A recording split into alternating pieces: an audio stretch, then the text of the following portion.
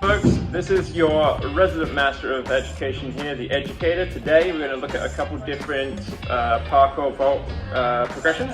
We're going to be looking at the step vault and the speed vault. It's a good idea to use the step vault as a lead-in for the speed vault because the two vaults are actually very similar. So let's take a look at that.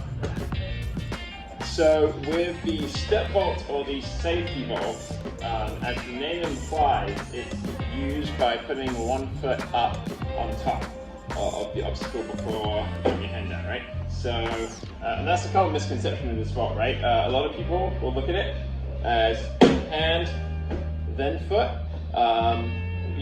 Once you have the movement down, the idea is you're actually jumping into it, but we're going to get to that in a second. To get comfy with it, what we want to think about is kind of doing the opposite, but it's okay for now, alright? So you're thinking hand, stepping up, off of the ball of that foot, and you're creating this triangular window, okay? So if we're looking this way, like this, you are going to be here, and then this gap in between my hand and my foot here is where your foot's going through. You want to be really careful at this stage that you're not tucking your foot behind you like this because you're going to trip yourself up. You want to be pushing on this arm, pushing with this leg, and you're coming through like that.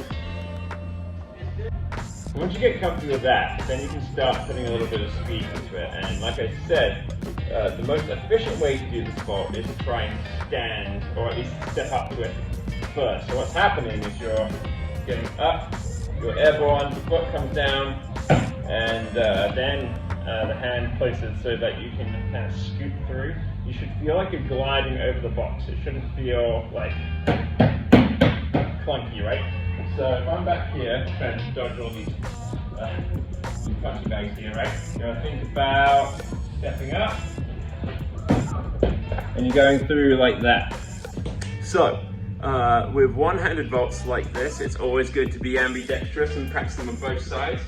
With this one, it's important to note that the foot that's coming up is opposite to the hand that you're going to be placing. So, if I'm using my right hand to place down on the box, I'm going to be using my left foot on the box. So, left foot, right hand, okay? That's going to look a bit like this. Like so. And you want to think about being nice and floaty, gliding over the box, and that's going to help with the speed vault coming up next.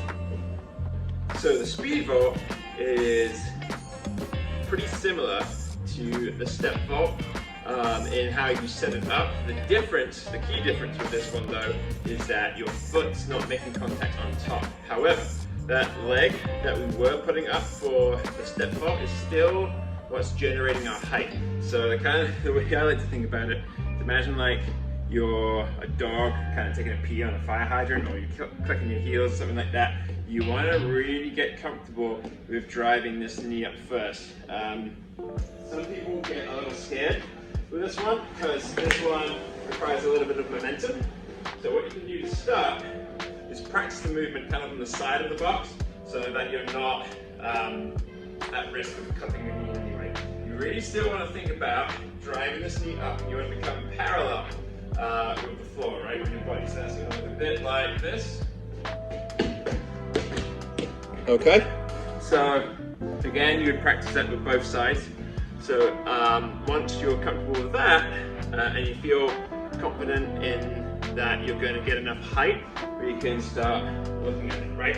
If you feel at any point that you're not quite going to make it over, you can always revert back to the safety vault because it's that same motion, right? So if you feel for whatever reason you're not going to quite get enough height to clear it, you can put that foot down, that's going to save you, right? So that's kind of why you often call it a safety vault too, because it's used to save you in a lot of different applications. But at any rate, with our speed vault, right, we're coming up, we're going to be stepping kind of in towards the middle of the box, cranking this knee up.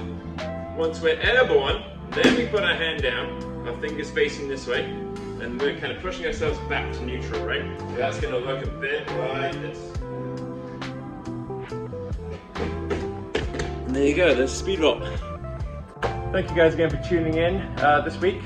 We have videos dropping Monday and Friday, so to stay on top of that schedule, make sure to like, subscribe, and hit that bell to notify you when the next video is dropping. There's going to be more tutorials to come. We're going to be looking at laser vaults, thief vaults, and dash vaults in our next tutorial. So again, if you want to stay on top of that, be sure to subscribe and hit that bell to notify you when that video drops. But until next time, this has been The Educator.